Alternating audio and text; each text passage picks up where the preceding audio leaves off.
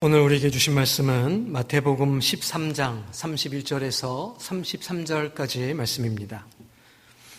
신약성경 20쪽에 있습니다.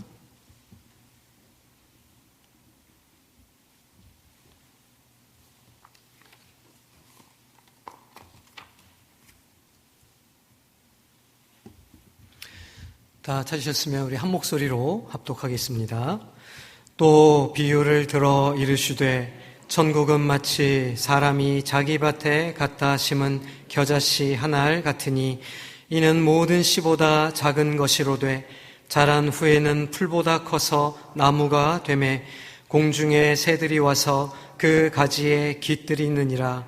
또 비유로 말씀하시되 천국은 마치 여자가 가루 서말 속에 갖다 넣어 전부 부풀게 한 누룩과 같으니라. 아멘. 우리 약한 나로 강하게 함께 찬양하겠습니다.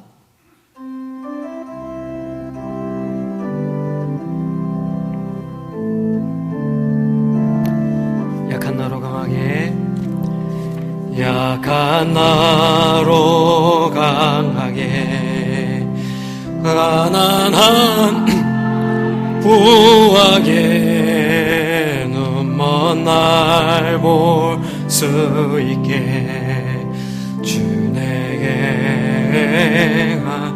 약한 나로 강하게, 약한 나로 강하게, 가난한 날 부하게 눈먼 날 볼 수 있게 주 내게 행하. 호산나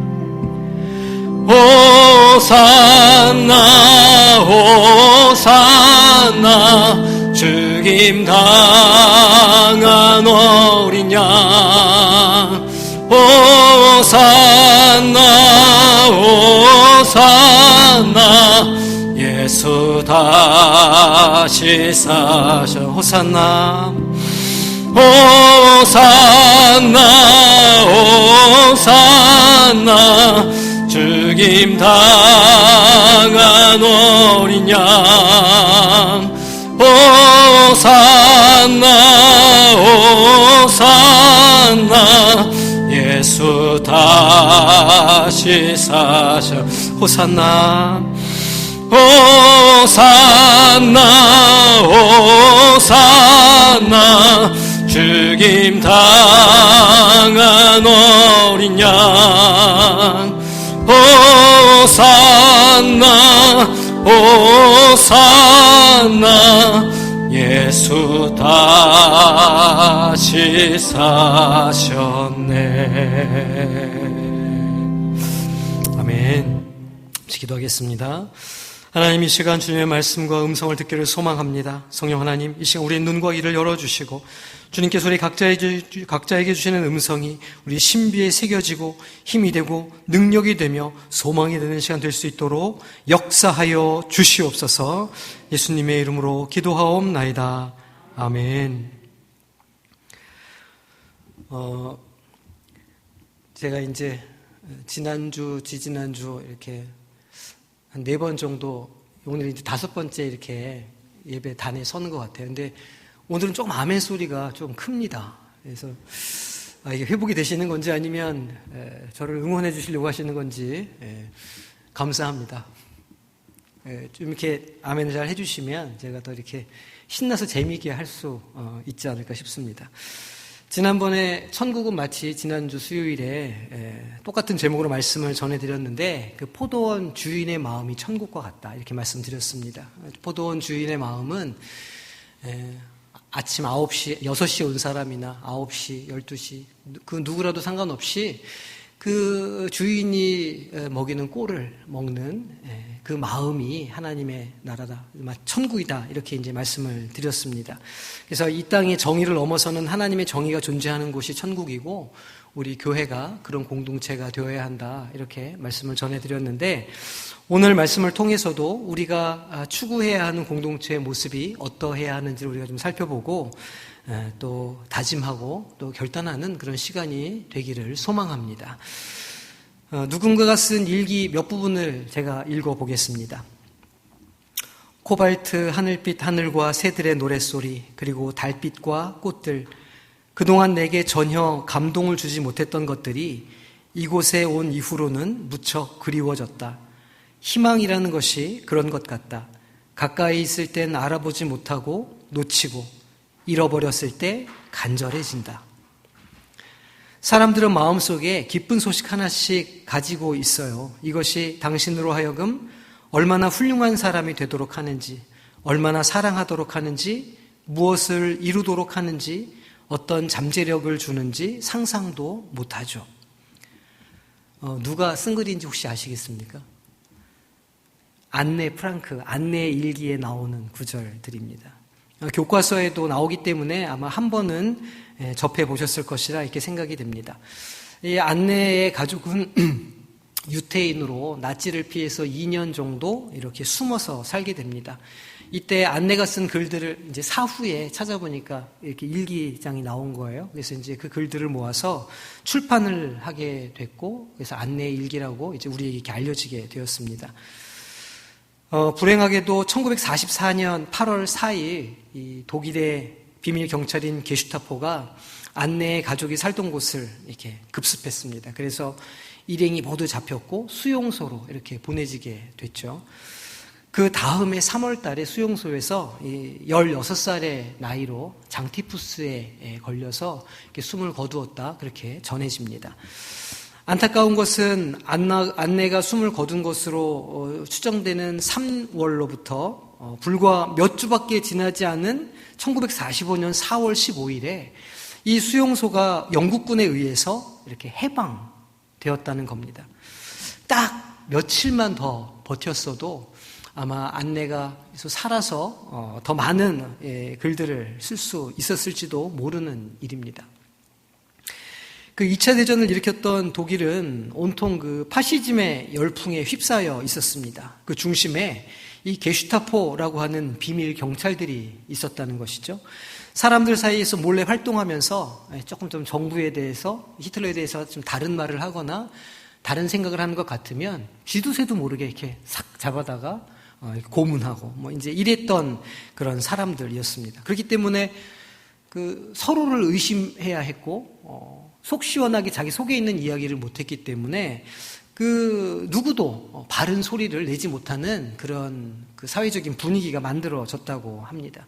그러니까 늘 서로를 의심해야 되고 그랬기 때문에 연대감, 공동체 의식 이런 것들을 찾아볼 수 없었다는 말이죠. 그래서 많은 사람들이 이렇게 입을 다 닫았다고 합니다. 침묵하기를 선택했던 것이죠. 거기에는 수많은 그 유력한 야당 정치인들도 있었고 예술인들도 포함되어 있었습니다. 심지어는 많은 신학자들과 독일의 목사님들도 입을 탁 닫고 침묵하기를 그렇게 선택했었다고 합니다. 독일은 무자비하게 유태인들을 학살하면서 폴란드를 침공하고 프랑스도 침공했습니다. 이때 유럽에 있었던 많은 유대계 학자들이 미국으로 또 다른 서방으로 이렇게 피신을 하게 됩니다.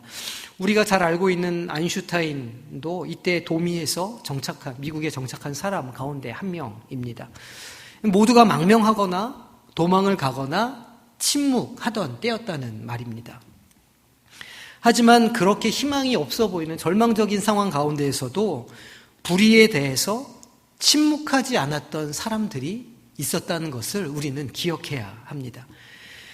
디트리히 보네퍼 목사님이 그런 분들 가운데 한 명이었습니다. 이 보네퍼 목사님은 나치의 독일에 대해서 예언자의 목소리를 내면서 저항하셨던 분입니다.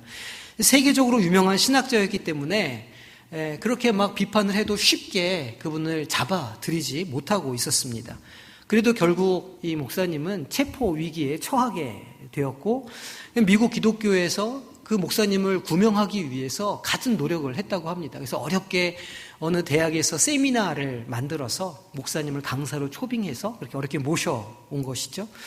그리고 그 강연이 끝난 이후에 이제 이곳에 그만 정착하시라, 이곳에서 교수직도 드리고 우리가 편안하게 살게 해드릴 테니 하나님의 나라를 위해서 일을 좀 해달라 이렇게 말씀을 드렸는데 이 목사님은 다시 독일로 그냥 바로 끝나자마자 이렇게 돌아가셨다고 하죠. 물론 이 보네포 목사님은 독일에서 체포되었고 나중에 사형을 당하게 됩니다. 그 보네포 목사님의 유명한 어록 가운데 하나가 이 말입니다. 악 앞에서 침묵하는 것은 그 자체가 악이요. 하나님은 그런 우리를 죄 없다 하지 않을 것이다. 말하지 않는 것은 말하는 것이요. 행동하지 않는 것도 행동하는 것이다. 불의에 대해서 침묵하고 있다고 해서 그것으로 자기가 면피가 된다거나 자기가 살아날 수 있다는 말이 아닙니다. 하나님 앞에서 보기에는 그 모든 것이 죄이며 불의한 것이다. 이렇게 일갈하셨던 겁니다. 공포와 두려움의 회색 시대에 애매하게 있는 사람들을 향한 분노의 음성, 사자후였던 것이죠. 이와 같은 두려움의 시기, 게슈타포가 우는 사자처럼 그렇게 반역자들을 찾아다닐 때에도 희망을 꿈꾸는 사람들이 일어나기 시작했습니다. 놀라운 일이죠. 압제가 강해지면 강해질수록, 폭력이 강해지면 강해질수록 도리어 자유를 찾으려고 하고 해방을 찾으려고 하는 노력들이 자라나기 시작했다는 겁니다. 그들을 레지스탕스라고 우리가 부르기 시작했는데 저항군이라는 뜻이죠. 이들은 보네포와 같은 생각을 가진 사람들이었던 겁니다. 비록 게슈타포의 추적이 매서웠고 독일군의 기세가 하늘을 찔러서 폴란드, 오스트리아, 스위스, 프랑스에서 그렇게 독일군을 저항할 수 없는 그런 절대적인 어떤 힘으로 여겨졌을 때에도 각 유럽 각지에서 레지스탕스가 조직되고 운동을 시작했다는 겁니다. 다르게 표현하자면 절망의 상황에서 아주 작지만 새로운 꿈을 꾸는 사람들이 생겨나기 시작했다는 말입니다. 이 게슈타포와 레지스탕스의 이야기를 제가 드리는 것은 그들이 소망을 품을 수 없는 상황 가운데에서 또 혹여나 잘못되면 죽을 수도 있는 그런 위험한 상황에서 자기 목숨을 내어놓고 소망하고 꿈꾸고 실제로 저항할 수 있었던 이유에 대해서 좀 우리가 나눠보기 위함입니다. 이 레지스탕스가 활동을 시작할 즈음에 독일이 승승장구를 하고 있었습니다. 유럽 전역이 이 나치의 영향력 안에 다 들어가고 있었고 바다 건너 영국도 매일같이 공습이 일어날 때였습니다. 비행기를 띄워서 매일 영국 수도 런던을 폭격해서 많은 아이들이 다 그 시골로 피난을 보내고 막 이런 때였다는 말입니다. 나치의 승리는 계속될 것 같았고 여차하면 영국도 함락될 위기에 처해 있었습니다. 그야말로 희망을 찾아볼 수가 없는 암울한 때였다는 말입니다. 이런 암흑과 같은 상황에서 레지스탕스들이 저항을 시작했다는 것이죠. 저항을 시작했을 뿐만 아니라 점점 활동을 늘려갔다는 겁니다. 어떻게 그럴 수 있었을까? 소망이 없는 시대에 좌절과 절망만 가득했던 그때 그들이 어떻게 꿈꾸기 시작했을까? 그 이유는 사실은 언제가 될지는 몰랐지만 연합군의 반격이 예고되어 있었기 때문입니다. 그들은 눈에 보이지는 않았지만 곧 있게 될 연합군의 반격에 대한 희망을 가지고 일어서기 시작했던 겁니다. 연합군의 반격이 시작되면 다시 자유를 얻을 수 있다. 이 작은 희망, 그것 하나가 그들로 하여금 목숨을 걸고 독립운동을 할 수 있었던 원동력이 되었다는 것이죠. 이 레지스탕스들이 꿈꾸던 세상은 적어도 그들의 눈에 보이기에 그들이 운동할 그 당시에는 현실에서 발견하기 어려웠던 세상입니다. 그런데 잘 생각해 보십시오. 본래 희망이라는 것이, 본래 소망이라는 것의 본질이 그런 겁니다. 여기에 있으면 좋겠는데, 지금 우리가 반드시 그것을 가져야 하는데, 지금 여기에 없는 것을 꿈꾸는 것. 그것이 희망이고 소망이라는 것입니다. 희망을 갖는다는 것은 지금은 없지만 앞으로 올 것을 바라보고 그것을 기대하는 행동이라는 겁니다. 그렇기 때문에 희망을 잃거나 완전히 포기해버리면 사실은 모든 것을 다 잃어버리는 것이죠. 현재도 잃어버리고 미래도 잃어버리게 되는 겁니다. 그러니까 누군가가 삶을 포기하지 않고 다시 일어설 수 있는 데에는 소망 혹은 희망이라고 하는 것, 지금은 여기에 없지만 앞으로 있을 것이라고 기대하고 믿고 앞으로 나아갈 때 그들이 살 수 있는 용기가, 그 힘이 생겨난다는 겁니다. 그 겨자씨 같은 희망이 자라서 내 삶이 바뀔 것이라는 것을 믿기 때문에 소망을 꿈꾸고 희망을 갖게 되는 것이죠. 오늘 본문 말씀에서 주님은 천국을 겨자씨와 누룩에 비유하고 계십니다. 우리 다시 한번 본문을 읽어볼까요? 31절 말씀입니다. 또 비유를 들어 이르시되 천국은 마치 사람이 자기 밭에 갖다 심은 겨자씨 한 알 같으니. 천국은 겨자씨 한 알 같다는 겁니다. 그런데 아주 작은 것인데 자란 후에는 풀보다 커져서 나무처럼 자란다는 거예요. 그래서 공중의 새들이 와서 그 가지에 쉴 정도로 크게 자라나게 된다는 겁니다. 또 33절에 뭐라고 말씀하십니까? 마치 여자가 가루 서말 속에 갖다 넣어 전부 부풀게 한 누룩과 같다. 이스트를 말하는 건 아닙니까? 이스트 조금 밀가루 반죽할 때 아주 조금 섞어서 이렇게 반죽해 놓으면 냉장고에 넣어놓고 이렇게 하루 정도 지나면 이렇게 부풀지 않습니까? 아주 적은 것이지만 나중에 그 많은 것을 변화시킨다라는 의미로 주님께서는 이 비유를 들어주셨습니다. 예수님께서 활동하던 당시 팔레스타인은요, 정치적으로 경제적으로 굉장히 힘든 그런 시기를 지나고 있었습니다. 탐과 놀이, 부패한 정치인, 또 부패한 종교인들로 인해서 사회는 막 혼란스러웠습니다. 주님께서 성전 청결 사건을 벌이지 않습니까? 왜 그렇게 하셨습니까? 그 성전에서 돈을 받고 그 재물들을 거래를 하고 이런 아주 말도 안 되는 일들을 종교 지도자들이 벌였기 때문입니다. 그 아주 혼란스러웠기 때문에 당연히 체질을 전복하고자 하는 과격한 사람들도 있었다는 것이죠. 처음에 예수님께서 하나님의 나라를 그 복음을 전하기 시작하셨을 때 이 대부분에 억눌려 있던 사람들은 예수님을 혁명가로 그렇게 여겼습니다. 우리를 로마의 압제로부터 해방시켜 주실 분이다. 저분이 우리를 자유로 이끌어 주실 분이다. 우리의 혁명 지도자다. 이렇게 이제 생각을 했던 겁니다. 어떤 사람들이 그렇게 예수님을 생각했고 그런 상징으로 만들려는 시도도 했죠. 열심당, 그러니까 셀롯당 시몬과 같은 사람들입니다. 생각해 보십시오. 그 베세다 광야에서 보리떡 5개와 물고기 2마리로 5,000명을 먹이시고 12바구니나 남겼을 때 이 사람들이 무슨 생각을 했겠습니까? 야, 이분은 우리를 먹여 살리실 수 있는 분이구나. 우리를 가난으로부터 해방시켜 주실 분이구나. 이런 생각을 하지 않았겠습니까? 사람들은 호수 반대편까지 예수님을 쫓아갔다는 겁니다. 왜 그들이 호수 반대편으로 쫓아갔다고 성경에 기록하고 있을까요? 예수님을 왕으로 삼기 위해서 그랬다고 이야기합니다. 그러나 예수님은 자리를 피하셨고 그 대중의 요구에 응답하지 않으셨습니다. 그렇게 하면 좋으실 것 같은데 그렇지 않습니까? 예수님께서 실제로 권력을 가지시고 높은 자리에 올라가서 바른 정치를 하시고 실제로 빵을 좀 이렇게 잘 공급해 주시고 하면 훨씬 대중적인 인기가 있고 더 큰 일을 하실 수 있으실 것 같았는데 그렇게 하지 않으셨다는 겁니다. 힘을 얻고 가장 높은 자리에 앉는 것, 권자에 오르는 것이 사람들 보기에는 옳은 방법 같아 보였지만 그것은 하나님의 방법이 아니었다는 말입니다. 사람들은 오늘의 나의 삶에 있는 어떤 불편함, 또 불만족, 안녕치 못함을 극복하기를 원합니다. 더 행복한 삶을 살고 싶다는 말입니다. 대부분의 사람들이 갖는 욕망이 있습니다. 나도 저들과 같이 좀 편안하게 살아보고 싶다. 나도 누군가처럼 좀 부유하게 살아봤으면 좋겠다.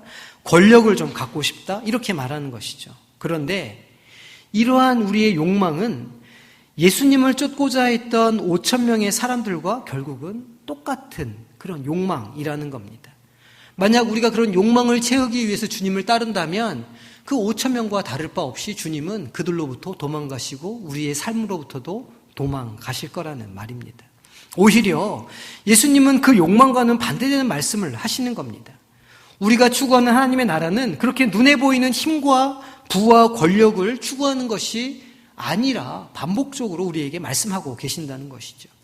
하나님의 나라는 힘 있는 어떤 권세 있는 어떤 그런 능력이 아니라 아주 작은 겨자씨와 같다는 겁니다. 빵에 들어가는 얼마 안 되는 적은 누룩과 같다, 이렇게 설명을 하시는 겁니다. 실제로 주님은 눈에 보이는 권력과 힘을 추구하시지 않으셨습니다. 오히려 주님이 꿈꾸시던 그 꿈이 너무 하찮아서 유대인들의 놀림거리가 되었고, 기껏 한다더니 죄인들의 친구냐, 기껏 한다더니 저렇게 죄인들과 같이 밥 먹는 게 당신이 하는 일이냐, 이렇게 놀림거리가 되었고 모욕당하셨다는 겁니다. 주님이 뿌리는 씨앗이 뭔가 크고 의리의리해 보이고 힘이 있어 보일 거라고 기대했던 사람들은 그래서 주님께 실망했던 겁니다. 기대감은 분노로 바뀌게 되었고 결국은 그 유대인들은 주님을 십자가에 못 박았던 겁니다. 그들이 이해하지 못했던 것이 무엇이었을까요?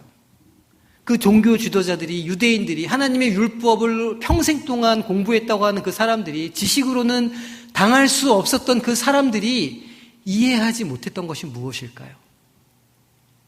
그 작은 겨자씨와 같은 것, 적은 누룩과 같은 그 소망과 믿음이 아무런 힘이 없어 보이고 아무런 능력이 없어 보이는, 마치 저 아주 천한 사람들만이 꿈꾸고 있는 어떤 것처럼 보이는 그것이 사실은 우리 신앙의 전부요, 천국이라는 사실이었습니다. 생각해보면 우리의 믿음이라는 것이, 우리의 신앙이라는 것이 어떤 의리의리한 것으로 이루어지는 게 아닙니다. 또 놀라운 기적으로 가득 차 있는 것도 아니죠. 항상 매일매일이 어떤 믿을 수 없는 은혜를 경험하는 삶이 아닌 겁니다. 기도할 때마다 성령의 감동이 있어서 3층 천을 오르락 내리락 하지 않는다는 거예요. 오히려 우리의 신앙의 모습은 생각보다 자주 낭망하고 실수하고 하나님을 원망하는 삶이라고 해도 과언이 아니라는 겁니다. 의심 많은 도마처럼 행동하고 아주 많은 순간 세상 것에 마음을 빼앗긴 채 우리가 살아간다는 겁니다. 때로는 그래서 우리 안에 희망이 있나? 이렇게 스스로 의심할 수밖에 없다는 것이죠. 내가 신앙인인가? 이렇게 실수가 많은데 내가 자격이 있을까? 그래서 그런 자괴감이 심해지면 매일매일 자기 스스로에게 하는 그런 흔한 레파토리가 있지 않습니까? 그래, 내 주제에 뭘, 내가 그렇지, 그냥 그렇게 사는 거지, 이렇게 한탄하고 자기 만족을 하게 된다는 겁니다. 그런데 이 기독교의 놀라운 점, 정말 우리가 하나님의 은혜 가운데 살고 있다고 확인하게 되는 점은 무엇이냐면, 이 신앙의 본질이, 희망과 소망의 본질이 우리 안에, 우리의 자격에, 우리의 능력에 있지 않다는 겁니다. 신앙의 본질은 나를 통해서 역사하시는, 그 작은 것을 통해서 역사하시는 하나님께 있다는 것, 이것이 신앙의 본질이라는 겁니다. 하나님의 나라는 그렇게 작은 것에서 시작한다는 것이죠.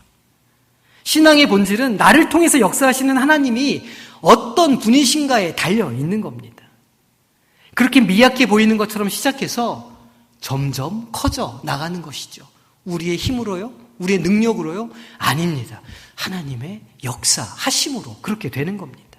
그래서 마침내 새가 둥지를 틀 정도로 큰 나무로 자라나게 되는 것이고 온 밀가루를 부풀게 하는 겁니다. 그러기에 하나님이 어떤 분이신지를 믿고 또 이런 모자른 나를 통해서 일하신다는 사실을 믿는 것에서, 거기에서 소망을 발견해서 내 것으로 갖는 데서부터 우리의 신앙이 시작되고 자라나기 시작한다는 겁니다. 그 겨자씨만한 작은 믿음, 아주 적은 약의 누룩과 같은 신념이 우리 신앙의 전부라는 것이죠. 하나님의 나라에서 중요한 것은, 그러니까 하나님께서 보시기에 중요한 것은 무엇이냐면, 어떤 면에서는 지질이 궁상인 우리의 오늘의 내 스스로 볼 때 나의 모습, 그런 평가가 아니라는 겁니다. 지금까지 아무것도 이루지 못한 인생의 성적표가 아니라는 겁니다. 하나님의 나라는 사람을 결코 과거로 판단하거나 오늘의 모습으로 평가하지 않는다는 거예요. 예전에 당신의 모습이 이러이러했기 때문에 당신은 자격이 없습니다라고 말하지 않는다는 겁니다. 하나님의 나라는 오늘, 지금 이 자리, 그리고 다가오는 내일 당신이 하나님의 나라의 백성이 될 것인가를 물어본다는 것이죠. 그래서 성경은 이렇게 선언합니다. 이전 것은 지나갔으니 보라, 새 것이 되었도다. 맞습니다. 하나님의 나라는 선물로 주신 프레젠트, 오늘과 가능성의 미래인 줄로 믿으시기를 바랍니다. 하나님은 우리를 선택의 자리로 부르시는 것이죠. 너무 볼품이 없어 보이는 지금의 모습에 실망하고 좌절하고 낭망하고 그래서 쓰러져 있을 것인지, 아니면 겨자씨만한 믿음이라도 하나님께서 나를 통해서 일하실 수 있다라고 하는 소망을 붙들고 다시 일어설 선택을 할 것인지 말입니다. 어떻게 하시겠습니까? 겨자씨와 같은 작은 믿음을 가지고 다시 일어서시겠습니까? 아니면 아유, 그게 뭘 할 수 있다고 하면서 다시 주저앉으시겠습니까? 천국은 겨자씨와 같다는 사실을 기억하시기를 바랍니다. 제가 처음에 부산에 와서 이제 부산에 적응한다고 월요일마다 가족들을 데리고 온 부산 시내를 다 쏘다녔습니다. 유명한 해운대부터 시작해서 광안리 뭐 이렇게 이제 막 다니다가 이 광복동, 남포동에 이렇게 나가서 우연히 뭐를 발견했습니다.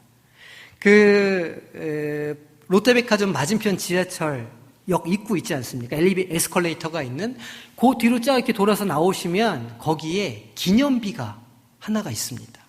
거기에 뭐가 있냐면 1885년에 알렌 언더우드 아펜젤러가 부산항에 첫 발을 디뎠다고 하는 기념비가 거기에 딱 있습니다. 저는 그분들이 인천으로 들어온 줄 알았거든요.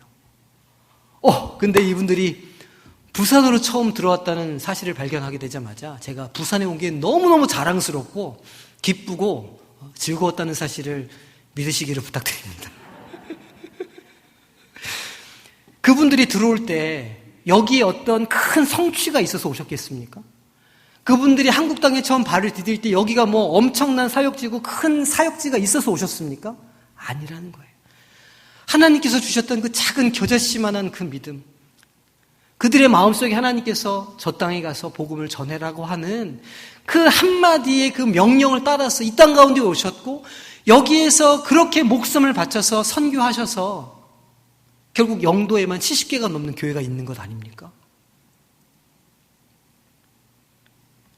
불과 100여 년 만에 그 씨앗이 자라서 큰 나무가 되었다는 것이죠. 그 작은 겨자씨가 오늘 이 위대한 대한민국을 이뤄놓은 줄로 믿으시기를 바랍니다. 우리 성도님들이 꿈꾸는 개인의 삶의 소망은 어떠십니까? 개인의 가정에 또 자녀들을 향한 그런 기대가 있으시죠. 또 우리 성광교회를 향한 그런 기대가 있으실 거라고 생각합니다. 우리가 만들어가야 하고 우리가 세워나가야 하는 공동체의 모습은, 그 하나님의 나라는 사실은 이미 우리 가운데 임한 줄로 믿으시기를 바랍니다. 우리는 그것을 심고 키워 나가야 하는 것이죠. 우리의 신앙이, 우리의 믿음이 이곳에서 별것 아닌 것처럼 보일 수 있습니다. 지난 몇 년간 변화도 없었고 더 약해진 것 같고 되게 정체되어 있는 것처럼 그렇게 느껴질 수도 있습니다. 그래서 침체되어 있고 기가 죽어 있을 수도 있죠. 그러나 우리는 우리의 개인의 삶에 대해서, 우리의 신앙에 대해서 처음 예를 들었던 레지스탕스처럼 그렇게 행동해야 할 줄로 믿습니다. 아주 작은 희망일지라도, 지금은 보이지 않고 불가능해 보일지라도 끝까지 한 알의 씨앗을 심으려고 하는 행동이 필요하다는 것이죠. 그 불가능해 보이는 노력이 그 작은 씨앗이 하나님의 나라의 도구가 되고 하나님의 역사를 이루는 통로가 된다는 사실을 믿음으로 고백하시기를 바랍니다. 한 가지 더 우리가 이 본문에서 생각해 보아야 할 것이 있습니다. 그 씨앗을 심었으면 뿌리고 키울 사람이 있어야 한다는 겁니다. 그 작은 씨앗의 가치를 알아보고 그것을 포기하지 않고 붙잡고 있어야 할 사람이 필요하다는 겁니다. 사실 오늘 비유에서는 그 작은 씨앗을 심고 키우기 위한 노력을 하는 사람은 등장하지 않습니다. 또 누룩을 집어넣고 발효시켜서 빵을 만드는 사람도 등장하지는 않습니다. 하지만 주님께서는 이미 이 비유에서 키우는 사람과 빵을 만드는 사람을 전제하고 있다는 것이죠. 그리고 그들의 마음속에 작은 그것에 실망하지 않고 소망으로 이 일을 감당할 믿음이 이미 있다고 여기고 계시는 겁니다. 우리의 꿈도, 우리의 공동체의 성숙도, 우리의 내일도 그냥 오지는 않습니다. 우리가 오늘 아무것도 안 하고 있다면 내일 아무 일도 일어나지 않을 겁니다. 우리가 2022년 남아있는 6개월 동안 아무것도 하지 않는다면 내년에 거둬들일 열매는 없을 겁니다. 심은 대로 거두기 때문이죠. 우리는 아주 작은 것이라도 믿음의 씨앗을 심어야 하는 겁니다.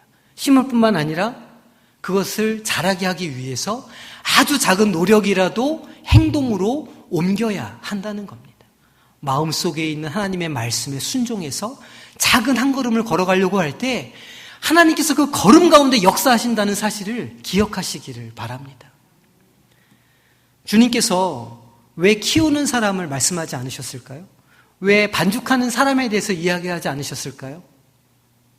자라게 하시는 분, 반죽하시는 분은 바로 하나님 자신이기 때문입니다. 우리의 지체들의 모습을 보면서, 자신의 모습을 보면서 도대체 신앙생활 한 지가 언제 됐는데 왜 아직도 그거밖에 안 되나? 이렇게 한탄하고 비판하기보다는 그 연약한 중심에 하나님을 향해서 나아가고자 하는 작은 진심을 볼 줄 아는 지혜가 있으시기를 부탁드립니다. 서로의 가능성을 발견하고 서로를 격려할 때, 그 작은 것을 발견해주고 격려할 때 우리 안에 하나님의 나라가 크게 세워져 나갈 줄로 믿습니다. 사사기에 보면 첫 사사로 기드온이 나오지 않습니까? 처음에 기드온이 용감한 사람이었을까요? 아닙니다. 하나님의 천사가 기드온을 사사로 부르기 위해서 그를 찾아갔을 때 기드온이 어디서 무엇을 하고 있었을까요? 포도주 즙 틀 안에 들어가서 몰래 타작을 하고 있었습니다. 포도주 즙 틀이 크지 않습니다. 한 두서너 명이 발로 밟아서 이렇게 즙을 내는 것이기 때문에 우리가 흔히 알고 있는 우물 정도 되는 크기의 통이라고 보시면 됩니다. 근데 거기에 몰래 숨어가지고 소리를 내지 않으려고 조심하면서 그렇게 타작을 하고 있었어요. 왜요? 누가 들키면 또 이방인들이 보면 와서 다 빼앗아 갈까봐. 두려움에 떨면서 숨어서 그렇게 타작하고 있는 그 기드온에게 하나님의 사자가 가서 이렇게 부르는 겁니다. 큰 용사여, 하나님이 너와 함께 하시도다. 도대체 하나님께서 무엇을 보신 겁니까? 기드온에게서? 그 볼품없이 그 나약한 그 두려움에 질려서 타작하고 있는 그를 향해서 큰 용사여라고 부르시는 하나님을 우리는 보게 된다는 것이죠. 오늘 그 하나님께서 우리 성도님 한 사람 한 사람을 큰 용사라고 부르시는 줄로 믿으시기를 바랍니다. 나이가 많다고요? 여자라고요? 아무 힘이 없다고요? 아닙니다. 하나님의 시간에 들어가면 우리는 모든 한계를 극복하고 하나님의 손에 붙들려서 놀라운 일을 하게 될 줄로 믿습니다. 그러니 절대로 그 꿈을 포기하지 마시기를 바랍니다. 그 기도 계속해서 하시기를 부탁드립니다. 교회를 향한, 개인의 삶을 향한 하나님의 뜻이 이루어질 때까지 매일매일 씨앗을 심고 작은 걸음을 내딛는 우리 성도님들이 되시기를 부탁드립니다. 그런 아주 적은 믿음에 순종하는 무리들이 있는 한 하나님의 교회가 든든히 세워져 갈 줄로 믿습니다. 누가복음 12장 32절에 이렇게 말씀하시는 거예요. 적은 무리여 무서워 말라. 너희 아버지께서 그 나라를 너희에게 주시기를 기뻐하시느니라. 적은 무리여 무서워 말라. 겁내지 말라는 거예요. 두려워하지 말라는 거예요. 하나님, 우리가 지금 이렇게 이 모양인데 어떻게 일하시겠습니까? 그렇게 생각하지 말라는 거예요. 적은 무리라도 하나님께 나아가는 그들에게 하나님의 나라를 주시기를 기뻐하시는 하나님을 의지하고 믿으시기를 부탁드립니다. 처음에 안네가 이렇게 말했어요. 안네 프랑크가 사람들은 마음속에 기쁜 소식 하나씩 가지고 있어요. 그것이 당신으로 하여금 얼마나 훌륭한 사람이 되게 하는지, 얼마나 다른 사람들을 사랑하게 만드는지, 무엇을 이루도록 하는지, 어떤 잠재력을 주는지 상상도 못할 겁니다. 맞습니다. 사람들은 생각도 못하죠. 상상도 못합니다. 사람들은 우리 안에 감추어진 신비를 이해하지 못할 겁니다. 하지만 하나님은 우리를 아신다는 거예요. 하나님은 나를 아시는 겁니다. 나를 들어서 쓰기를 원하신다는 거예요. 하나님을 바라보고 이 시대 이곳을 살아가는 하나님 나라의 레지스탕스가 되시기를 바랍니다. 그래서 마침내 승리하는 우리 성광교회 모든 성도님들이 되시기를 주님의 이름으로 축원합니다. 기도하겠습니다. 하나님 아버지, 늘 우리는 넘어지고 쓰러지고 절망하며 좌절합니다. 사실 우리의 모습에서는 어떤 소망도 발견할 수 없기 때문입니다. 우리의 힘으로, 우리의 능력으로 살려고 할 때마다 우리는 실패하고 좌절하는 것을 경험했습니다. 주님, 더 이상은 우리가 우리를 보지 않겠습니다. 이제는 하나님만을 바라보며 하나님이 능력 되심을, 하나님이 우리의 능력의 원천 되심을 고백하며 살아가기를 소망합니다. 우리의 심령 가운데 역사하여 주시고 성령으로 감동, 감화하여 주시옵소서. 예수님의 이름으로 기도하옵나이다. 아멘. 우리 찬송가